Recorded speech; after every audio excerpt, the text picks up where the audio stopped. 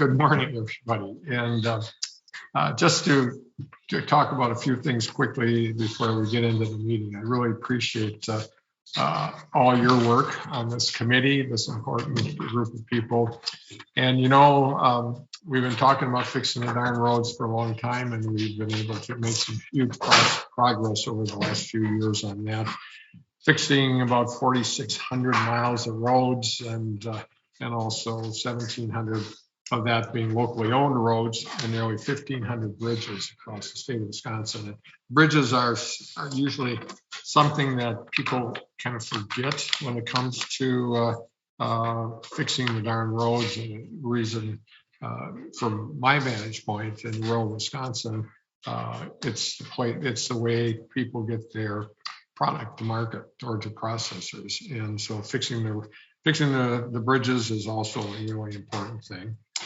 And we've been very in a good position as it relates to finances too. The most, with the help of the legislature, obviously, and others, we've been able to fund these projects in a good way. We've reduced bonding to the lowest level in decades, and so that's less money is needed to pay off those bonds. And we've had in 2020 construction season, we had 375 projects, and they've all been going on full speed ahead. And also because of our good work on those 375, we actually brought in additional federal money that other states did not use during the pandemic. Projects that have been sitting around for years move forward, like I-43 in Milwaukee, I-41 between Appleton and Green Bay. And we celebrated, it's something that I've been following forever. Highway 23 between Fond du Lac and Sheboygan goes to my hometown of Plymouth. And people have been talking about that, I think, since I was in high school. It's been a while. So we've been able to do that. Also having green light, $50 million in bonding in the next budget for the southern bridge over the Fox River in Brown County. So the TPC, all of you have been really important in this work, making sure these projects are moving forward. And also we've brought, obviously, the TPC back on track. We've stayed on track. We're going to continue to stay on track. And so thanks for your service together. And we've got a lot more work to do with the federal BIL. We're going to have a once-in-a-generation opportunity to invest in our state's infrastructure. So I look forward to working with all you and together with the DOT to maximize our investments in our roads and our bridges and our highways and have a safe, reliable transportation system in the state. So looking forward to that good work. And I also, before we begin, say goodbye to a few people that will be leaving this group, and that's Senator Bewley. Is she on, Senator Bewley?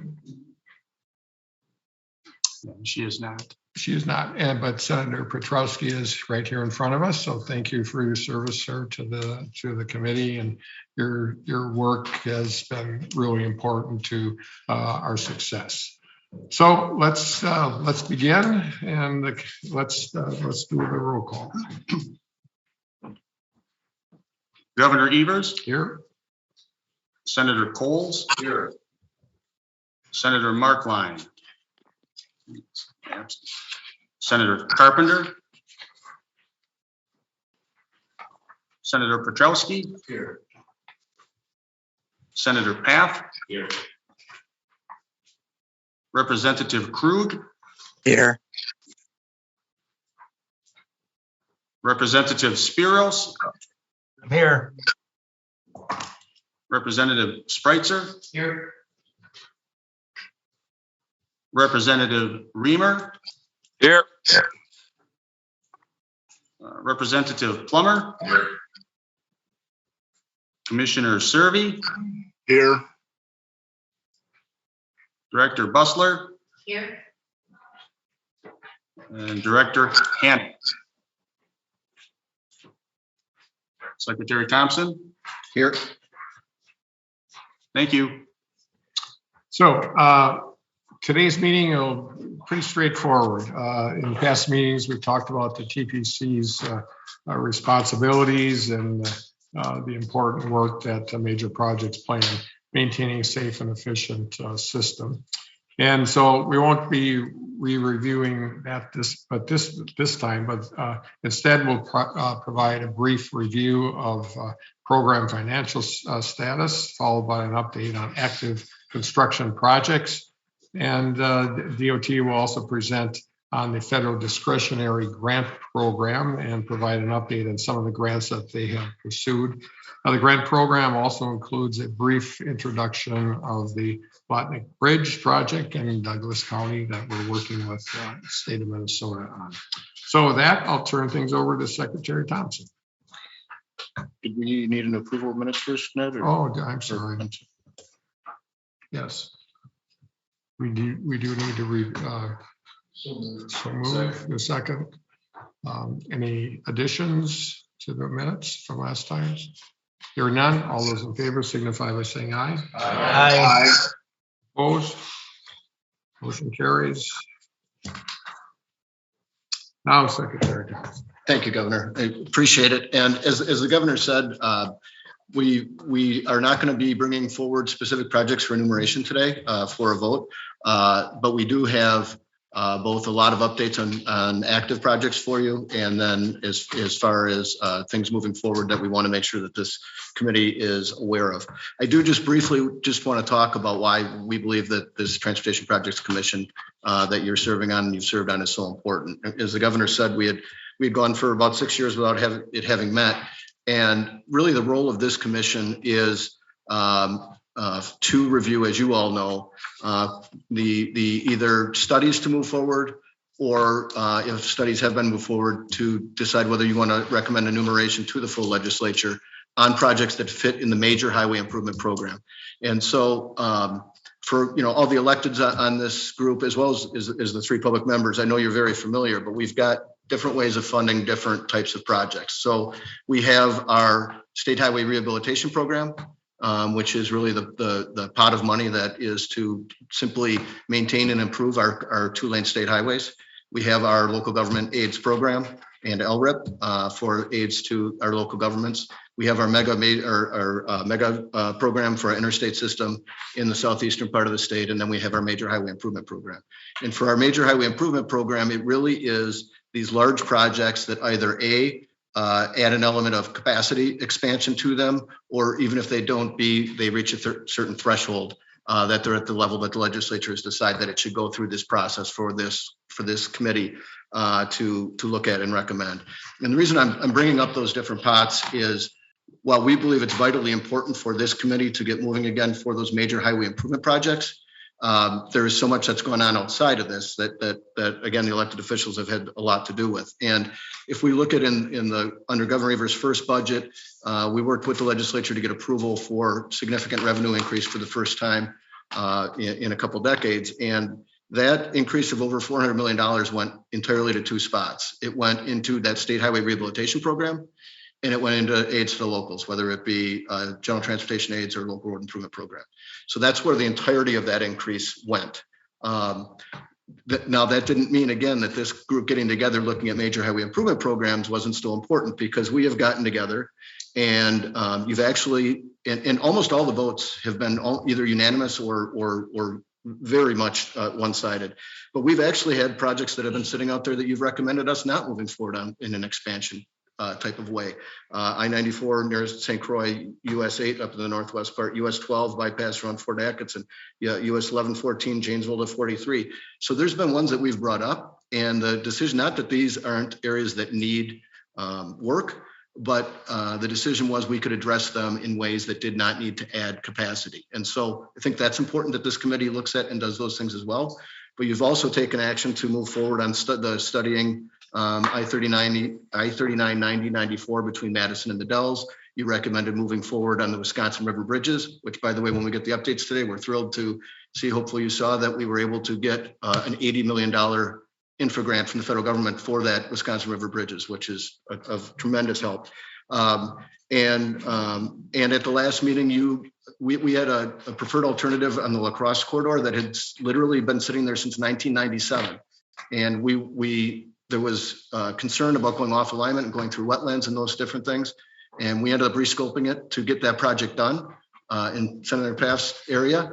Not going off alignment, but still to get the major improvements that we needed, and that passed unanimously out of this group. So I think, just want to set that while a lot of the money that's been coming in from the state has been going towards just fixing what we have and getting more money to the locals, that doesn't mean that there isn't an extremely important component for the projects that do rise to the level of coming through the major highway improvement program. And there are still those projects that do that for safety and other specific needs. But we try to be as absolutely judicious as possible to go that route and bring that to you, because if we don't have to expand and with the environmental and other impacts that is, or B, because of a money situation, we try to find other ways to address it. But there are certain areas where we believe it is critical that we do that. And I-41 between Appleton and Green Bay is one that the legislature enumerated and that we agreed with. I-94 East-West is another one of those where there is a capacity element. So there are those where we believe that it is important. And I also just want to finally mention that the bipartisan infrastructure law that the governor had talked about and that significant federal money that came in, we've applied that same sort of priority lens at the department to those dollars that have come in. And between the special bridge money, that is a separate pot from the formula money we've got, which is $225 million over 5 years or $45 million a year. We had proposed in the legislature in the last budget agreed that 100% of that money is going to the locals, or actually in our Fed plan, I'm sorry, 100% of that bridge money is going to the locals. And for the formula money and the bridge money combined, about 70% of that is going to go to local units of government. So we are still really, as far as from an overall dollar standpoint, that's where we're prioritizing. But when we do need major projects, it is vitally important that this committee is here to either recommend studies moving forward or to recommend enumeration when they're not, and that we are having the transparency that you as leaders in the legislature in both houses and both your parties can have the ability to hear the updates from our staff that you're going to hear on where the projects are at. If you have questions, as well as obviously the things that are on the horizon. So really appreciate the opportunity for this today. And then just in closing, I just do want to mention that Joe Nestler, who's going to be running us through today and has done that in numerous last ones, has been a tremendous asset to the department for decades. And Joe has announced his retirement. He's going to be retiring from the DOT at the end of the year, and it's going to be a tremendous loss for us, but we're very happy for him. So he's going to be starting. And then, as the governor said, I know Senator Bewley, I don't think could be on remotely, but wanted to thank her for her service, and Senator Petrosky here in person. I just want to thank you for everything you've done, both in this committee and as chair of transportation for the state of Wisconsin. So thank you for that. With that, let's turn it over to Joe. Thank you, everybody. Thank you for the nice words, Mr. Secretary. And I'm not going to do any Elvis impersonations or Christmas Carol singing on my last presentation. The governor had mentioned we have a pretty high level meeting today. We don't have to have any decisions from you as a commission, but you've made some really good ones for us over the past few years. La Crosse corridor direction, Wisconsin river bridges, Stoughton to McFarland. So lots of good things going on because of your work. So today I'm going to start with costs facing the majors program. In your binder, you all have the last TPC report was in August. We have the teams are updating estimates. We have another report due to you in February. But in the August report, you would have seen an increase in total cost of $62.3 million of all the projects. And we had a handful of projects with increases. And what that boiled down to, of the 62.3, almost all of it, 62,100,000 was inflation.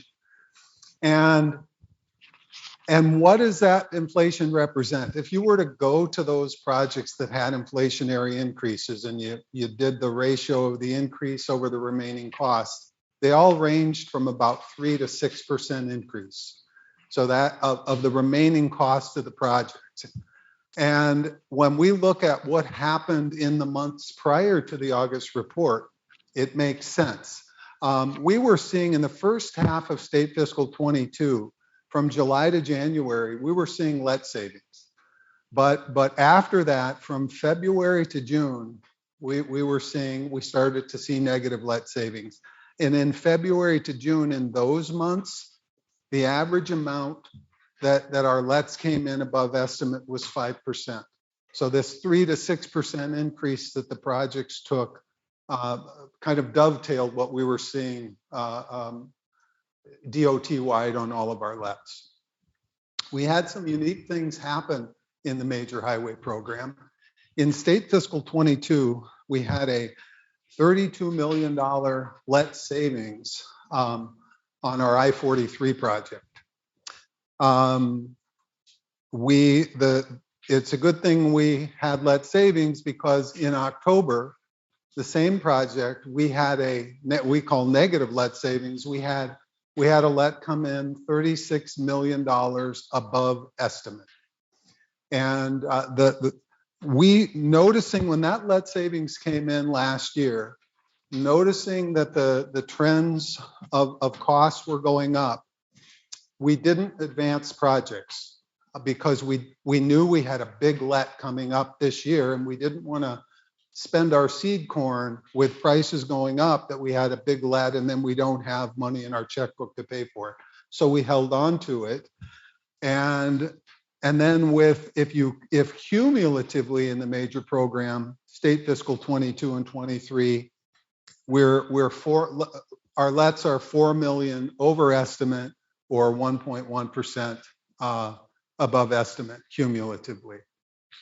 The teams are working right now on all of these projects to have estimates in the updates in the February report. We do expect to see some inflationary increases on projects.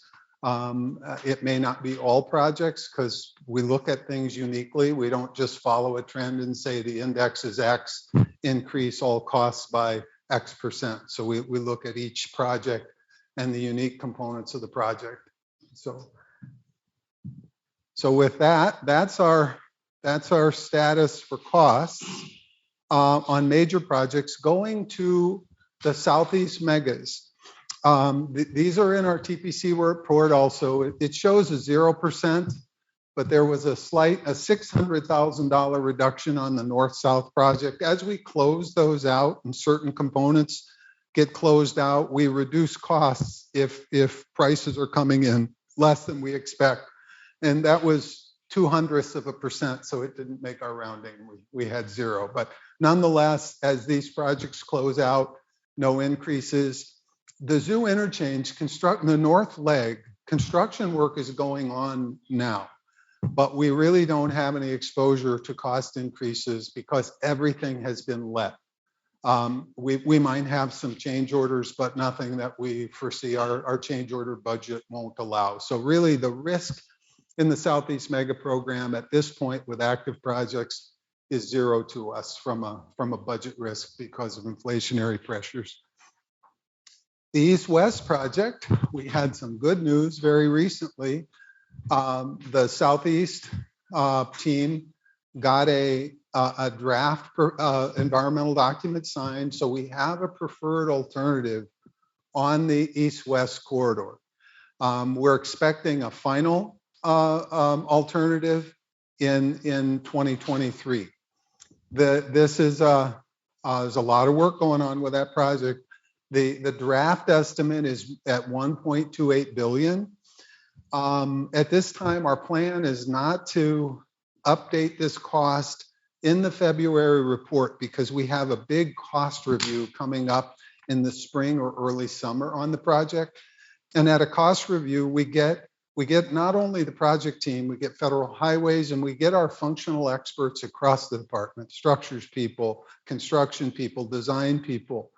And we put them in the room sometimes for up to 3 days. It's usually a minimum of 2 days, and they scrutinize all aspects of the projects. And they check costs. They also associate risk, and they monetize some risk. And so we thought we want to wait for that review to really scrutinize the costs before we put a benchmark cost estimate in the TPC report. But that said, the draft estimate right now, this is billed out year of expenditures is 1.28 billion. Our study projects, we had only a slight change in the last TPC report. We went up 300,000 for our study on US 51 from the Beltline north to Highway 19. And that was associated with, during the environmental document process, we have a purpose and need for what the problem is on the corridor. And we start going about studying how we solve it. And the process sometimes leads us down different paths, from dealing with federal highways, from public input, from things we find in the process. And the reason for that cost increase is that we had two different alternatives that we needed to study in the project. And that was an alternative near Highway 30 that has to do with a rail crossing. We have to do some additional study for a possible grade separation. It's an at-grade crossing today on a US highway. The other is looking at an intersection alternative change at East Washington and 51, 151 and 51. So, very busy, complex intersection.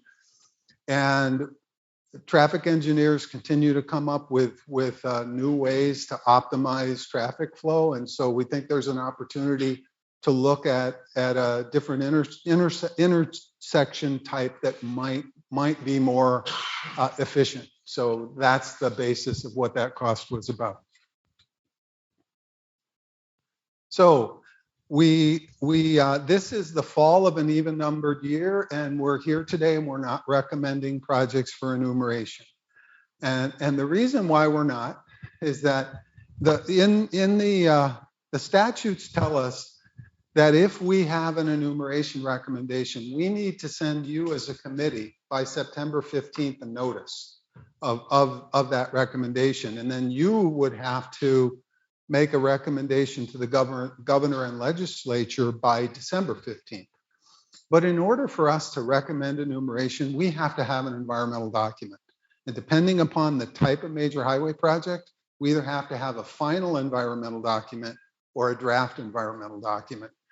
And we have studies going on right now that we're not in environmental document completion. So we don't have a preferred alternative. We're not ready for an enumeration, and hence we don't have one. But they're coming. And here's an example. If you plot, if you open the TPC report and you saw the expenditure schedules and you plotted it, the red would show where we have planned expenditures. And you'll see that once you get beyond state fiscal 26, there are only a couple projects that are consuming dollars. I-41 will consume big dollars. Wisconsin River Bridges, there's not a lot of draw here. We'll have the big let next year. And so there's opportunity to start bringing other projects forward. And we have those projects. And we think we're going to be ready. We're studying several projects, but two of them we think our plans are, not that we think, our plans are to have environmental documents done for I-3990 between Madison and the Dells, and an environmental document done on Highway 51 from the Beltline north to 19. And that becomes very important because the fall of 24, it's state fiscal 25. And we're the department to come to you and make that recommendation. And if you recommended it and it was placed in the budget, it would be placed in the budget in July of 25, which is our state fiscal 26. This is state fiscal 26. And that becomes important because major highway program, we are getting at, the secretary mentioned something that if we can avoid major highway projects, we do, because they're our most costly projects. So we use asset management techniques. We use things at our disposal to avoid large costs like this. but sometimes, and it's safety and untenable capacity. And it's usually safety that's exacerbated by those capacity problems, that the only way we can really solve them is by a complex modernization type of project. And that's what we have. That's what we have going on with these projects. So these are very needy projects. They'll bring tremendous benefits to freight haulers and the traveling public. And so if the legislature were to enumerate these two projects in 26, usually it takes 3 years to get to a point where we can turn earth. So we got 2 years of good final design. Then we got a third year where we're dealing with utilities, getting all of our right of way taken care of. But in that fourth year, our lets are starting to occur, bigger lets. Sometimes we have some lets in the third year. So look at this, 1, 2, 3, 4. In 2029, we have to demonstrate to you that there's room to start projects when we enumerate, and we're going to have room. So we'll have environmental documents ready, and we're going to be able to demonstrate that we have room in the program for these needy projects. So can I ask a question? Yes, please. From a dollar point of view, I'm not sure if I should address the governor. Hard questions. How That much- How much money are we talking about that's available in those out years? Room wise, Yeah. so our budget now for easy math, it's 282. We'll call it 300 million. And I would say in 2029, if I remember right, the draw of the remaining projects is less than 200. It's in the 100 million neighborhood. So theoretically, we have $200 million of room here for brand new projects. And were we to enumerate, we have to have some room. We've got to start the design. And design is in the 10 to 15% range of project costs. We'll have design phased over 2-3 years to get the construction stuff ready. But we'll have a lot of room in the program by 2029.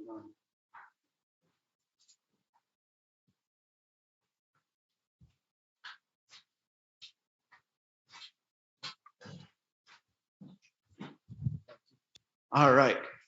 My name's Jeff Gust, and you're lucky you got me for 2 presentations, one on grants and one on an update on the project. So the first one I'm going to talk about is federal grants. And as you know, we've gotten the new bipartisan infrastructure law, and as Secretary Thompson said, it gave us a lot of formula funds, but also nationwide, it gave a lot of discretionary grant funds and grant opportunities. And Wisconsin's on the forefront to take advantage of those opportunities. $140 billion in grant opportunities. Now, some of those are on existing grants that we already have, and they gave more money to those programs. And some of them are brand new programs that we're investigating and applying for grants there. And I'm going to talk about all of that. So they're a high priority for Wisconsin DOT.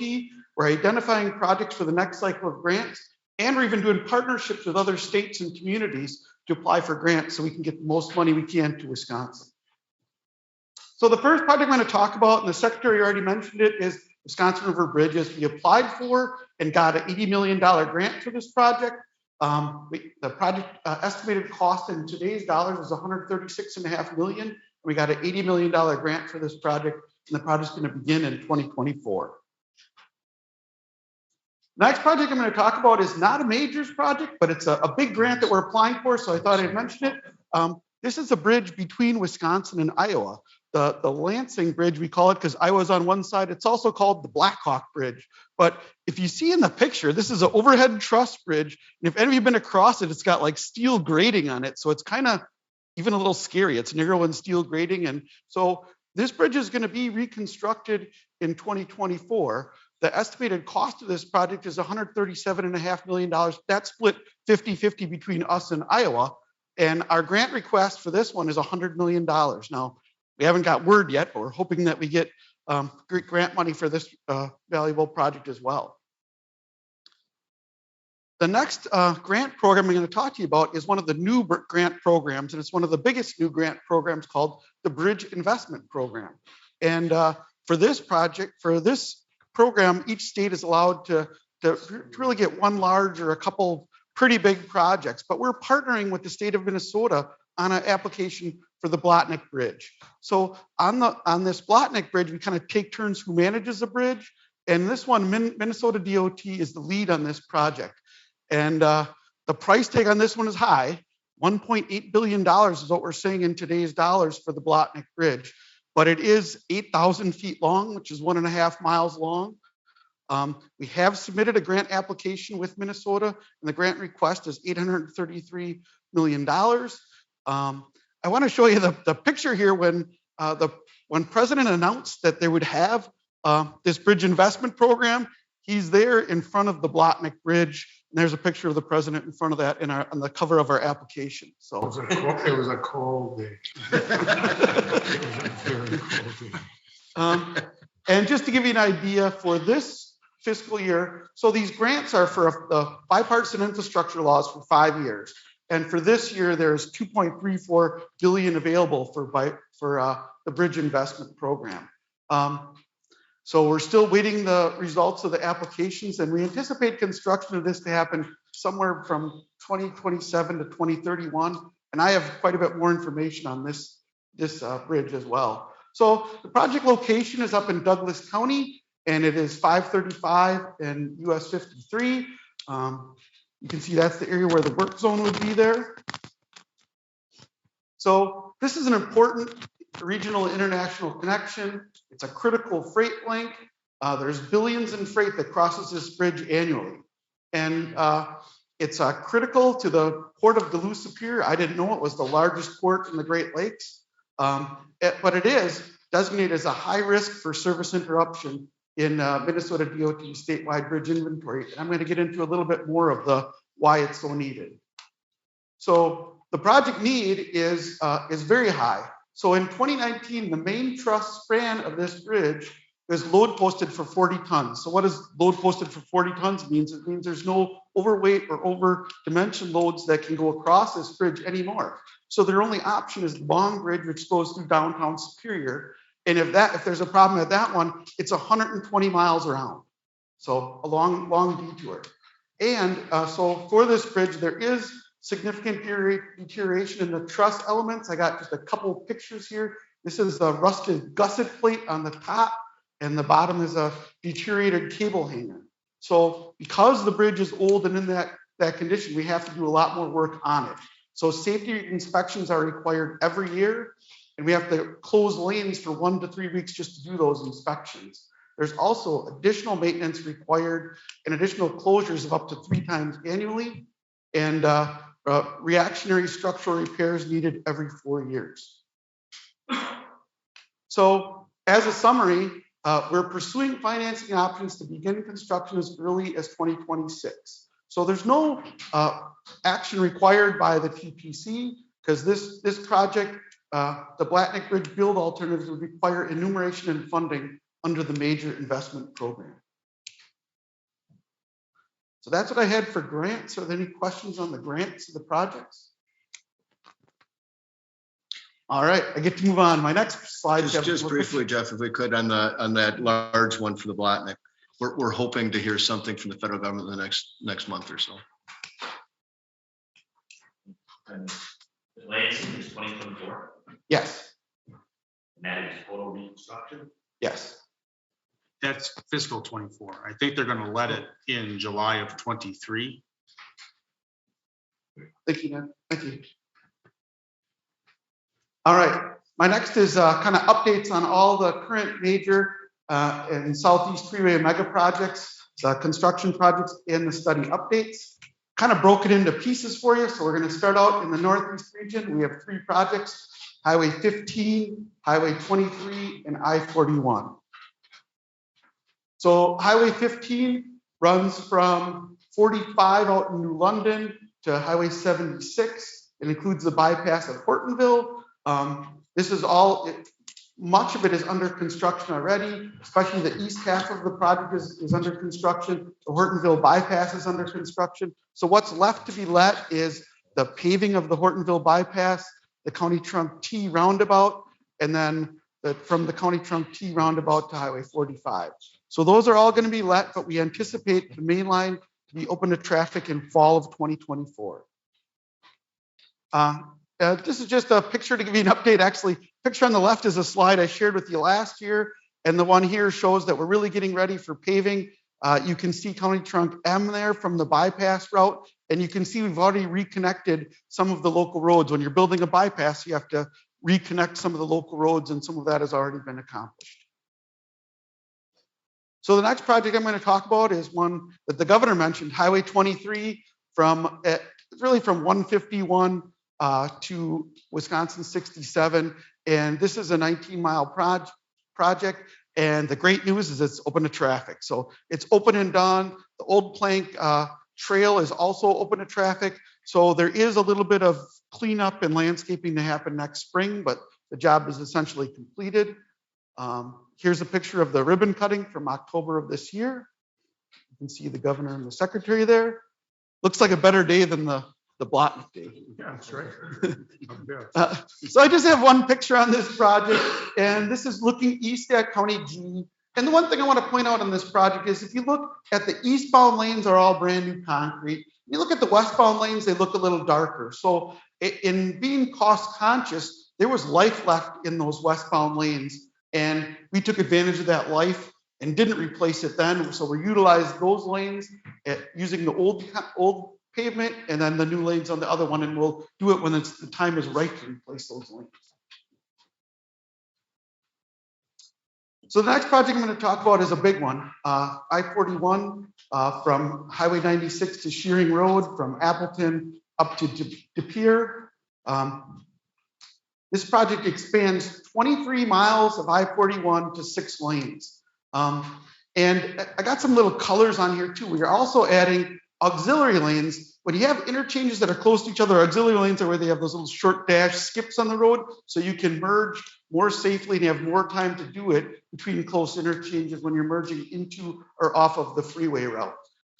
Then we have one little stretch between E and 441 that actually takes it one step further. Instead of just an auxiliary lane, it has a collector distributor lane where to merge in and out, they actually have their own lane so they don't impact mainline traffic when the merging happens. One other thing I'm going to note out about this is the Southern Bridge interchange. So the Southern Bridge interchange is also going to be built with this majors project, but the DOT is responsible for building the bridge, and there's local projects that will actually build the Southern Bridge, and we're working with them on that. Yes, just the interchange. That's correct. We're not responsible for the bridge. That's locals and others. Yes. All right. I'm shifting gears to the Southwest region, and we have a lot of projects in the Southwest region. I will hit on every single one of those, but I'll just show you that on your map, the ones in blue are enumerated or approved majors projects, and the ones in red are approved major studies projects. So the first one I'm going to talk about is I-3990 from the Beltline to the Illinois state line. And more good news here, all work has been completed on this job as of November of this year. If you remember, last year in November, the main line lanes were all open to traffic last year in November. But we finished all the work as of November of this year, and I have a picture of a ribbon cutting ceremony in Janesville from October of this year. That was for Highway 14. I just got a couple pictures as a former construction guy. I'm interested in this. I've talked about diverging diamonds in the past. Here's a nice picture of the diverging diamond for where Highway 26 meets 3990. And actually, I like these diverging diamonds a lot. So my next picture is also same picture, but different view. And I kind of picked this one because this gives you an idea. You can see the diverging diamond underneath 3990, but you also see a collector distributor lane on the outside lane. So there's interchanges that are close to each other. This is 26, and if you look back there, there's Highway 14 up there. So the interchanges are close to each other. With that collector distributor, the traffic that's merging into and off of the freeway has a safe place to do it, and we can control where that is. And it keeps the traffic flowing better and is safer. All right. The next project, we keep repeating this one because it's a good one, but Wisconsin River Bridges got the $80 million grant. So I don't need to tell you any more about that, but construction's anticipated to happen between 2024 and 2027. The next project I have is Highway 51. This is Highway 51 from Stoughton to McFarland.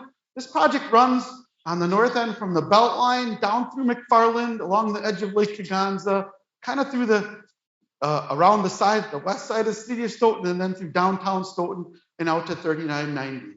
So this project addresses safety and poor pavement condition.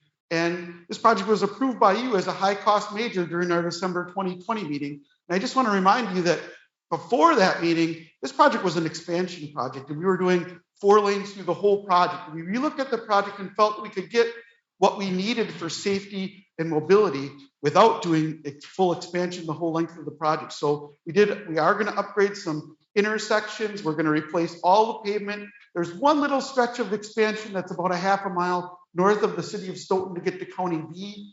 But everything's on existing alignment, and we have construction anticipated here to happen between 2024 and 2029, with our first let scheduled for November of 2023. The next project was talked about at last year's TPC, the lacrosse corridor, and the TPC approved our new approach during our last meeting. And what is the new approach? So instead of, as Secretary Thompson said, instead of doing expanding one of the routes, going on relocation, impacting the marshes, what we're doing is we're looking at upgrades to all 3 routes in lacrosse, the north-south routes, which are 53, 35, and 18. So in the past year, we've been with proactive engagement with federal highways. We're concluding our data collection, and we're engaging with local agencies. We anticipate the official NEPA environmental process to start in 2023, and construction on the first of the 3 routes, WIS 35, could happen as early as 2026. The next project is 3990-94, the interstate study, and this is 67 miles long, and it runs from the Beltline up to 12 and 16, just north of the Dells. It spans Dane, Columbia, Sauk, and Juneau counties. And the completion of this study, as Joe mentioned, is expected to happen in 2024. And we intend to request that the TPC consider enumeration at that 2024 meeting. Joe also talked a little bit about the Stoughton Road project. So the only real change in this project, and this runs from actually where the 51 Stoughton and McFarland project would end on the south end, and that's where this one takes off, and it takes Highway 51 up through to 3990 into Highway 19. So this project will be, the only change is it's going to be now completed in 2 sections. And it's just because the north section is a little more straightforward. So we anticipate recommending the north section for approval and enumeration in 2024. But remember, this is just a study project. We're not even sure if it will have expansion or what it will look like. So we're working on that right now. The last project in the Southwest I have to talk about is the Madison Beltline study. And this study is just in the study phase. It's pre-NEPA. We're in the early phases. But as you know, on the Beltline, we've implemented the flex lane. And the flex lane has been very successful so far. It's reduced commute times by 40 to 60%. And we were worried about accidents and crashes, but they're still down compared to the same time frame in 2019. But we don't want to declare it a success just yet. We need more information. We only had them open for 3 months, so we'd like to get more data on that. And we hope that the gains that we're hoping to get from the flex lane will be truly realized. And as we move forward and learn more about the flex lane, I think we'll know more what we want to do with the Beltline study. So I anticipate talking more about the Beltline study probably in a future meeting. So now we're gone to the Southeast region. And I have 4 projects that I'm going to discuss. 2 of them are in the majors program, Highway 50 and I-43. 2 of them are in the Southeast Mega program, the Zoo Interchange and I-94 East-West. And the top 3 projects are all in the construction phase, and the I-94 East-West is still in the study phase. So Highway 50 from I-94 to 43rd Avenue. So this is one that's been changed from what you've seen before in your binders. It was supposed to be open to traffic in fall of this year. But what happened on this project is after our projects were let and already working on, the city of Kenosha and the village of Mount Pleasant asked for additional utilities to be put in. So we were able to accommodate those additional utilities, but what that means is part of it, the project didn't get done. And all it really is that didn't get done is 43rd Avenue to 49th Avenue on this side, and the eastbound lanes will not be completed until spring of next year. So other than that, the job is pretty much opened up and ready to go.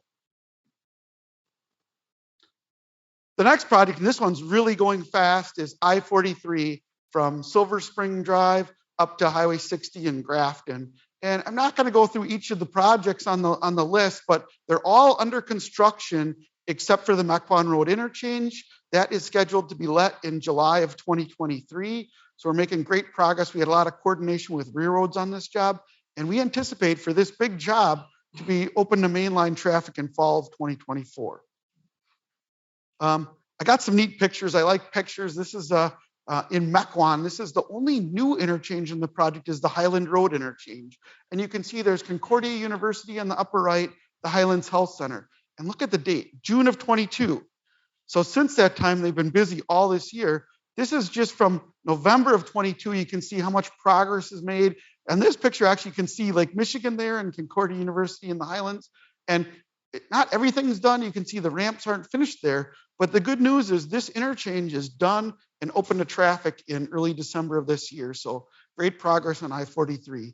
And this project as a whole is 14 miles long and expands the lanes from 4 to 6 lanes.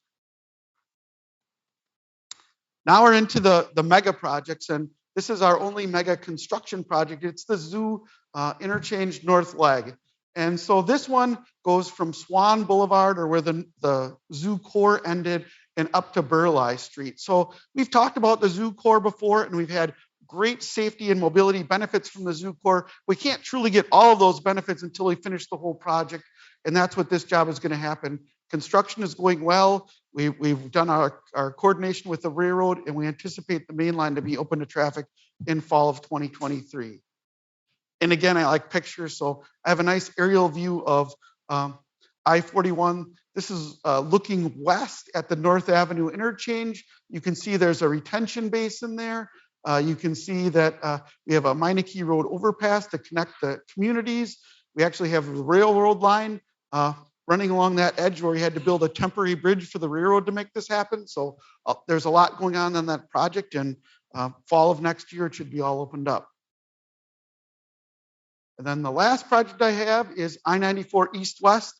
This is still a study project, and it runs from 70th Street to 16th Street. And this is kind of the tie-in. We've had great savings we have had great safety benefits from both the Marquette and the zoo. And this actually ties that together. So I'm going to talk a little bit more about it in the future slide. So the I-94 East-West was enumerated in the 21 to 23 budget. We evaluated 2 interchanges for this one they call the hybrid and one the diverging diamond in this latest round. A preferred alternative was announced for this quarter on November 11th, and that includes a modern 8-lane freeway and to replace the stadium interchange with a diverging diamond interchange. So we talked about the diverging diamonds a few times today, but there's some good benefits to that, which I'll talk about a little bit more on the next slide. We anticipate a record of decision for this job in fall of 2023, and construction could begin as early as 2025. I have a nice picture of the diverging diamond, and some of the things I really like about this solution is the 8 lanes moves traffic efficiently through I-94, but we had a lot of comments, how does this fit in well with the community and other things around there? You can see AmFam Field there, and you can see some of the neighborhoods close by. So having the diverging diamond underneath, and instead of doing a system interchange with all fast movements going into or off of those locations, this is more of a service interchange. So the speeds underneath are a little slower. Now, they still meet all the needs of the community, but they're slower and the height of it is lower. And so it just fits in better with everything. So I know that the team in the Southeast has worked well with the community to find this great solution. And the other thing about this solution that they came up with more recently is that it's $80 million less than the hybrid solution that had the high-speed connections. I know it's fast, but I have a lot. Another question for this gentleman. Could you revisit the I-41 bridge issue early in the presentation? Joe said that something about the no federal money in the bridge yet? Which, 'Cause it- oh. We had the press conference. oh, I-40, the Southern Bridge. Southern Yeah. Bridge. So the Southern Bridge does have federal money in it, but it's not led by us. It's led by locals actually do the Southern Bridge, the crossing of the river. But we fund interchanges and getting the interchanges to tie in. So with this next budget, which the governor dicing up with Craig, putting 50 million in, what else do we have to do to keep that project moving? So if I could jump in here, Yeah. Everything that Jeff and Joe have talked about is where things are at currently. What the governor has proposed is that we would fund the bridge if that's approved by the legislature. So that would, I think, Senator, yeah. That's it. If we get that in the budget. If what the governor's already put out there, if that would stay in. Yeah. Yes.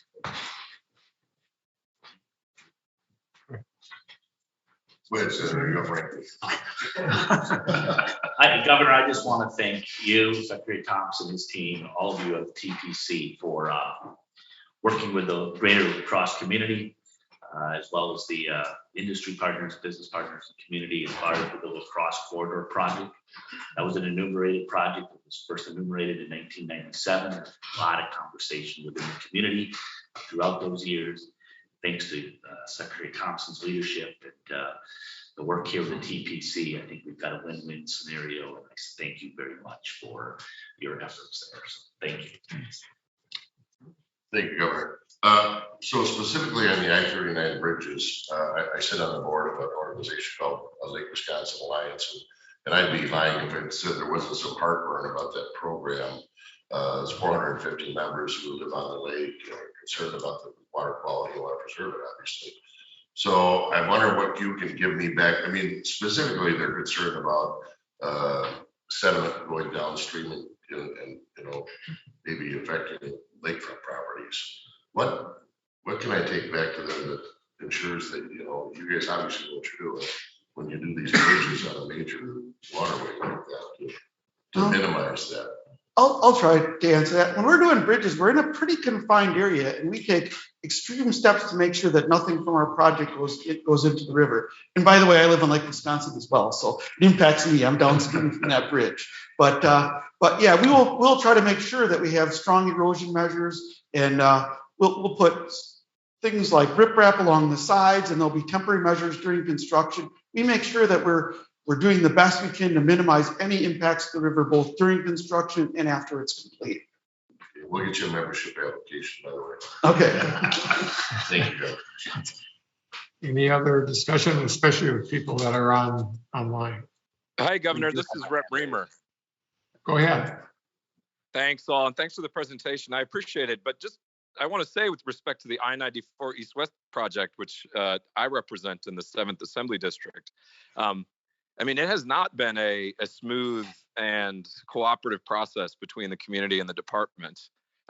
The alternative the DOT has identified as preferred is most definitely not one that is preferred by the community.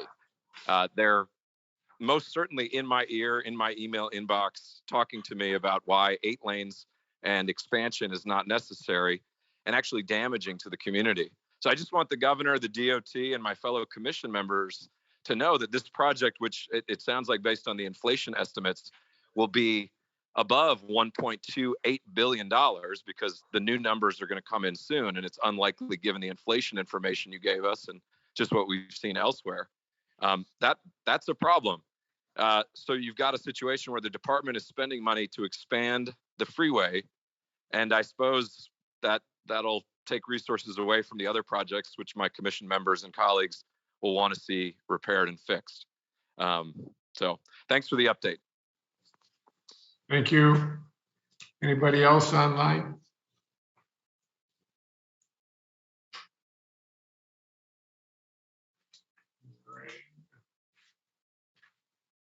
Going once, going twice.